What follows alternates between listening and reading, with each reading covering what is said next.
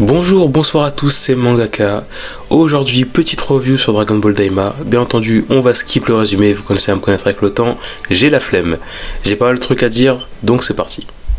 Comme je l'ai dit dans l'intro, on va skip la plupart des infos qui sont, entre guillemets, pas nécessaires et je vais m'attarder sur les trucs qui m'ont intéressé dans l'épisode. Donc c'est une review, mais pas vraiment. De toute façon, vous avez capté. Je l'ai écrit, mais je le répète ici également. Il n'y aura pas de montage spécifique et j'ai pas spécialement envie de montrer ma tête non plus. Donc je vais mettre un gameplay totalement random avec mon personnage en fond. Donc je vous invite à vous asseoir sur le côté, prendre une petite tisane, faire quelque chose à côté et m'écouter parler. C'est parti. Évidemment, le premier point que je vais aborder et que tout le monde a abordé parce que c'était sublime, les visuels des flashbacks incroyables. Je suis désolé, je vais le répéter encore et encore si c'est comme ça tout le long de la série, mais faites-nous un remake de Dragon Ball en entier par pitié. C'était incroyablement beau, tout en étant extrêmement proche de la patte du manga et c'était fascinant. Parce que Dragon Ball Z, tout le monde a l'image de la série des années 90 avec un style très particulier qui, surtout au niveau de la saga Buu, et un peu celle également, est assez loin du style du manga, mais qui est tout de même assez iconique. Et là, on a réussi à conjuguer l'iconique de la série de l'époque avec le style du manga en animation de nos jours. Que du bon, je ne sais pas comment c'est possible, mais ça rend trop bien, c'est fabuleux. Quand je pense que des animés comme Bleach ou One Piece, qui n'est même pas fini, vont avoir déjà des remakes, et Dragon Ball, ça fait 30 ans qu'on en attend un. Bon, j'abuse un peu parce que ça s'est fini il y a 30 ans, enfin vous avez capté. Franchement, j'espère que Daima c'est un test, entre guillemets un test, parce qu'il faut que ce soit une série à part entière également, pour que ça habitue le nouveau public au Dragon Ball d'avant. Parce que si on a un remake après Daima, je serai l'homme le plus heureux sur Terre. Et on pourra enfin oublier Dragon Ball Super et les Gohan Beast. Une fois ça dit, qu'est-ce que j'ai trouvé d'intéressant dans l'épisode ? Pour le coup, j'ai beaucoup aimé le lien de parenté qui nous a été donné avec Shin du coup et Degesu, le Makai Oshin, je mets des guillemets mais ce sera probablement son titre, et bien entendu leur sœur Haritsu. Déjà le fait qu'il y ait un lien entre les trois est un élément très important parce que les Shin, quand ils nous sont présentés, ne sont pas présentés comme des membres d'une même famille mais d'une même race, parce qu'à la base les Shin naissent d'un arbre divin, donc les fruits classiques deviennent des Kaio et les fruits d'or deviennent des Kaioshin. Et on a une équivalence pour les Makai-Oshin, et du coup les Kaioshin démoniaques techniquement. Et ce que j'ai trouvé intéressant là-dedans, c'est que si ils sont effectivement frères, ce que Shin semble, entre guillemets, acquiescer comme information, car il demande à Kibito plus tard dans l'épisode s'il a bien ressenti ce qu'il a senti, donc c'est que techniquement ils se connaissent déjà, et au-delà du fait qu'il y ait un lien familial, ça signifie que potentiellement on va en apprendre plus sur la naissance des Kaioshin et des Kaio tout court.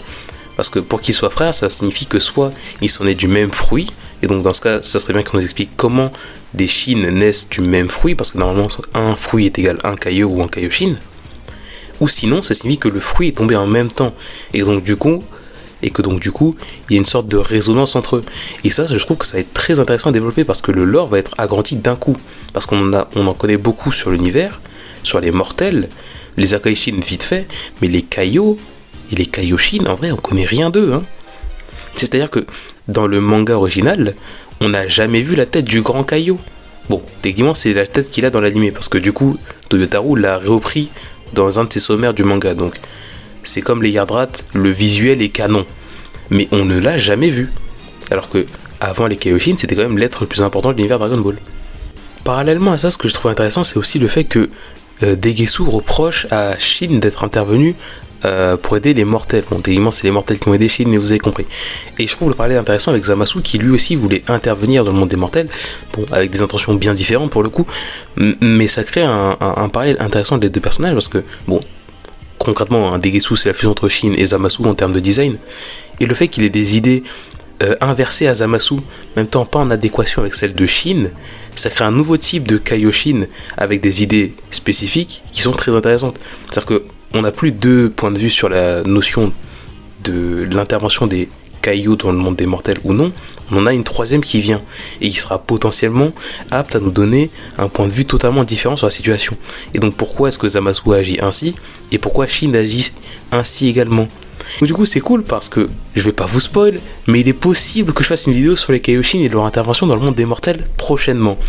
Et donc du coup, avec la série, j'aurai peut-être d'autres points à aborder qui seront effectivement euh, au-delà de mes notions actuelles. Tant que nous sommes encore sur lui, Degetsu me semble aussi assez intéressant car il travaille entre guillemets avec le petit démon là dont j'ai totalement oublié le nom, mais je crois que personne n'a noté l'interaction qu'ils ont eue lors de Dragon Ball. Il demande s'il compte lui laisser un vœu. La question est la suivante. Il vit dans le royaume des démons, le Makai. Il a aucune relation avec le monde extérieur, mais en même temps il a dérangé que les Shin interviennent dans le monde des humains. Qu'est-ce qu'il compte faire de son vœu? Parce que le dernier Kaioshin qui a fait un vœu, il a mis en péril tout le multivers Dragon Ball. Donc, wait and see. Tant qu'on est sur les Makaioshin, restons sur la famille de Shin. Aritsu, la sœur de Degetsu du coup, elle aussi me semble très intéressante. C'est un type de personnage un peu comme Merlin dans Seven Deadly Sins, ou C21, ou Towa du non-canon Dragon Ball Heroes, Xenoverse et Online, qui est le personnage scientifique qui peut aider les alliés comme les ennemis en fonction de ce qui l'arrange le plus. Genre, je sais pas si vous êtes tilté, mais c'est elle qui met la puce à l'oreille des méchants, entre guillemets des méchants, pour qu'ils aient rapetissé les héros, parce que potentiellement ils seraient capables de venir envers le royaume des démons, alors qu'ils n'y avaient pas pensé de base.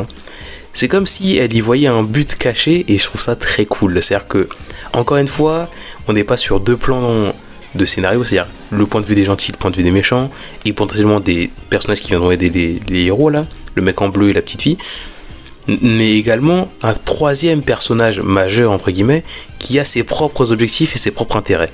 Franchement, le premier épisode, il envoie du lourd en termes de qu'est-ce qui va se passer, c'est-à-dire qu'en termes de teasing, on est bon.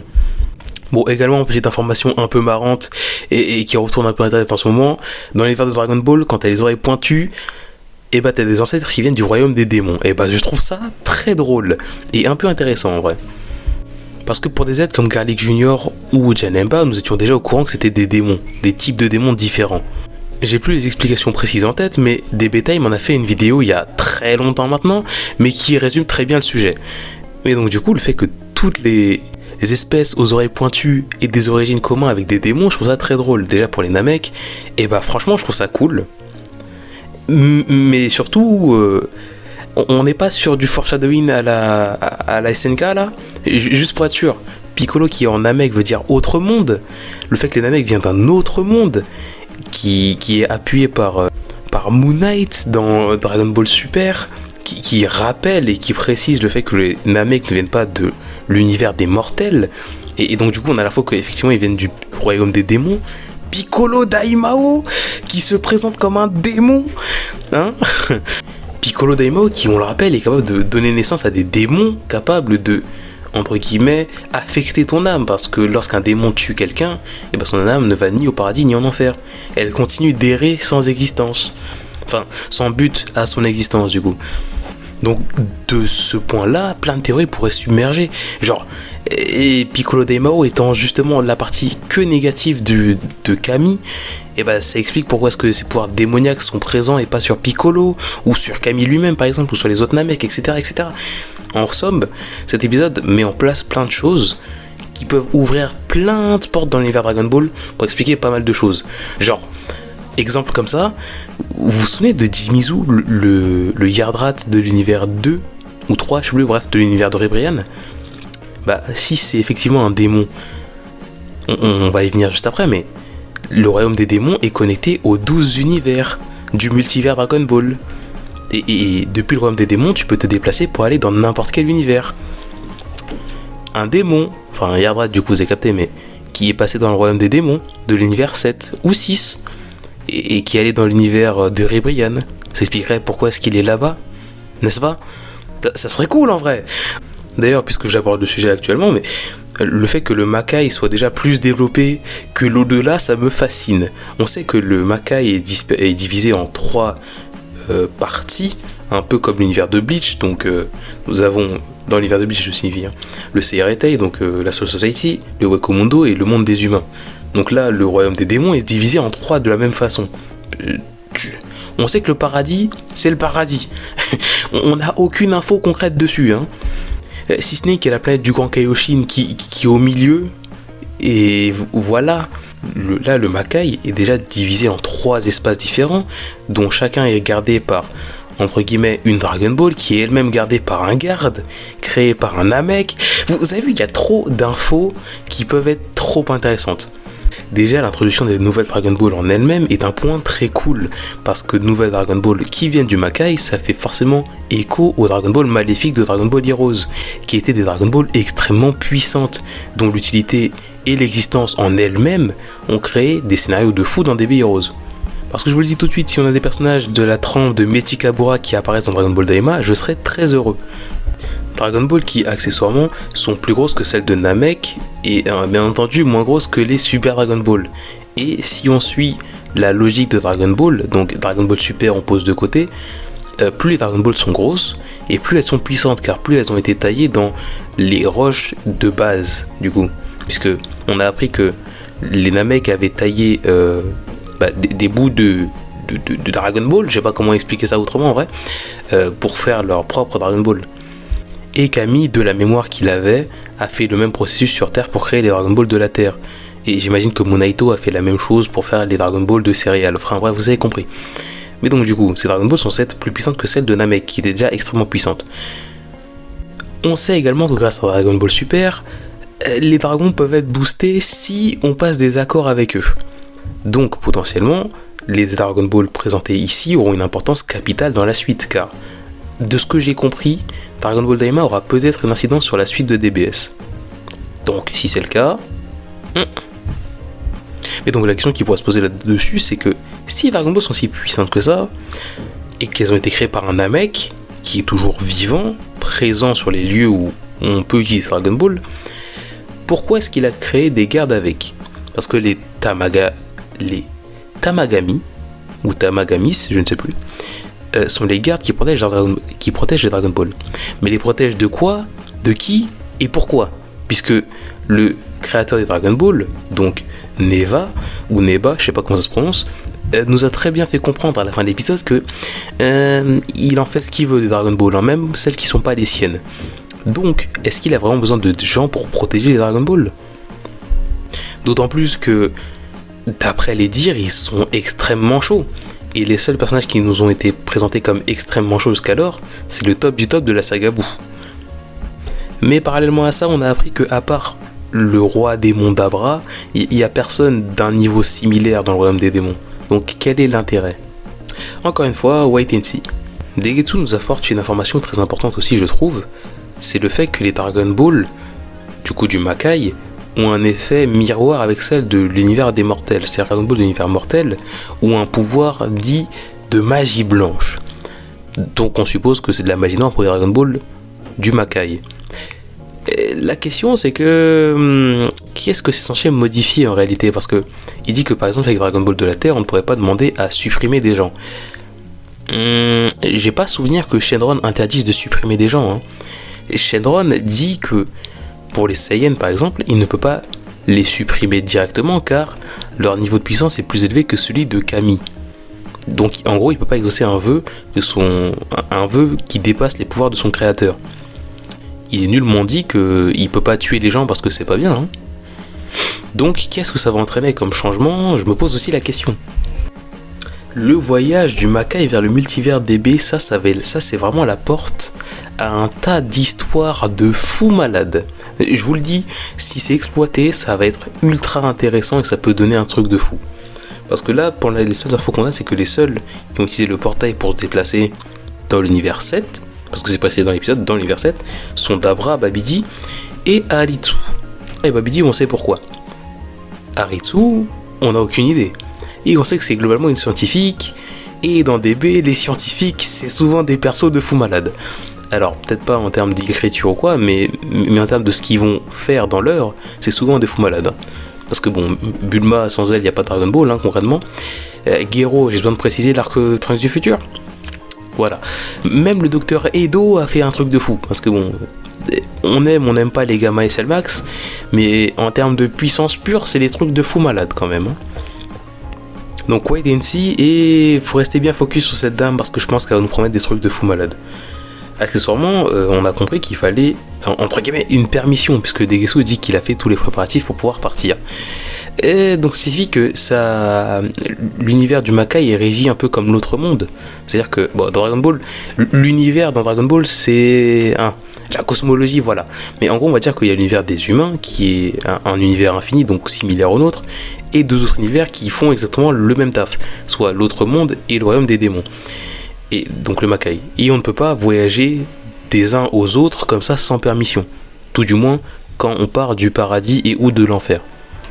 Et que ça semble être similaire pour le Makai. Donc c'est tourné à la rigolade parce que faut que l'épisode avance, mais il y a possibilité que le mec qui les fasse passer dise non. Donc il y a moyen que ça aussi soit exploité et que donc du coup il est donc possible qu'on ait parallèlement à ça des informations sur l'au-delà et potentiellement tout ce qui l'entoure. Et donc c'est bien parce que ça va développer aussi l'au-delà. En fait, le fait que cette série nous donne potentiellement des informations sur tout et tout et n'importe quoi qui est environnante autour de l'univers de DB, c'est trop bien, de mon point de vue tout du moins. Et enfin, le dernier point que j'aimerais aborder rapidement, parce que je trouve ça intéressant, parce que c'est passé en Tsum Tsum aussi, c'est l'Oculus. Donc de ce que j'ai compris, c'est un artefact de fou malade du royaume des démons qui est capable de booster le roi du royaume des démons. Alors c'est cool, hein. Pourquoi il a été perdu ? On sait pas. Pourquoi est-ce que Dabra l'a pas cherché ? On sait pas non plus. Et pourquoi est-ce qu'ils veulent retrouver ça maintenant ? On sait encore moins. Je pense personnellement que l'utilité de cet artefact sera de faire venir Goku et la team au royaume des démons, parce que sinon ils ont aucune raison d'y aller en vrai. Hein. C'est-à-dire que ils ont été changés en gosses, ok, mais il suffit d'attendre que Dragon Ball soit prête et c'est bon, hein, puisqu'ils n'ont pas concrètement d'ennemis. Donc moi je pense que cet artefact-là sera l'élément majeur de l'œuvre, et ça sera la raison pour laquelle les persos iront au royaume des démons pour taper les gens et potentiellement récupérer les Dragon Ball de là-bas. C'est l'utilité que j'en vois pour le moment, mais peut-être que ça servira à autre chose, je sais pas. Quoi qu'il en soit, le premier épisode je l'ai trouvé très cool. Visuellement c'était beau, narrativement ça met en place pas mal de trucs qui j'espère seront exploités, parce que si c'est exploité ça sera génial, si c'est pas exploité je m'en chargerai. En tout cas, le premier épisode était très cool, je retourne un peu ma veste j'avoue, je vais pas dire que je suis hype non plus, faudrait pas déconner, mais en tout cas je suis très intéressé par la suite de l'œuvre. C'était Mangaka, je vous dis à la prochaine, tchuss.